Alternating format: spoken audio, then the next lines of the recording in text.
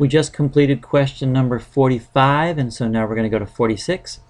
46 asks the question, calculate the maximum height. That's the same as our question 46, sorry, 45, maximum height the rocket will reach in feet. So now we're building on question number 45. 45 asks, what time will the rocket reach its maximum height?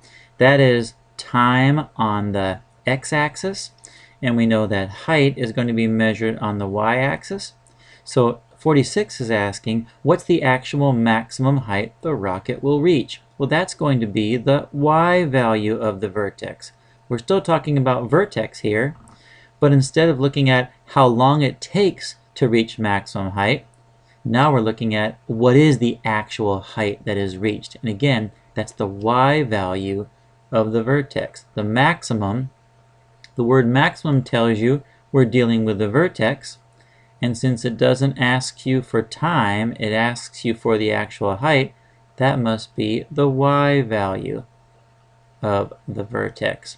So we learned this already, class. If we want to know the y value of the vertex, we take the x value of the vertex and plug it into our equation.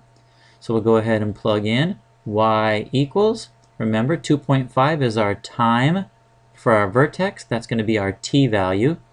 We have y equals negative 16 times 2.5 squared plus 80 times 2.5. Notice, class, I always plug in my variable, my t value, in parentheses. It's a rule or a procedure we learned in class, plus 10.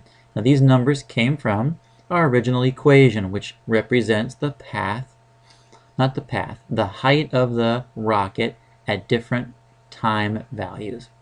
So if you plug this in your calculator, I have to tell you, class, if I look at my calculator, I just found out in my previous video that it doesn't have any key that you can start an equation off with a minus sign, and because of that I can't very easily do this equation with my calculator. So I've used my handheld calculator for that, and I'm going to end up, if you plug in this entire equation into your calculator, you're going to end up with a y value of 110 feet.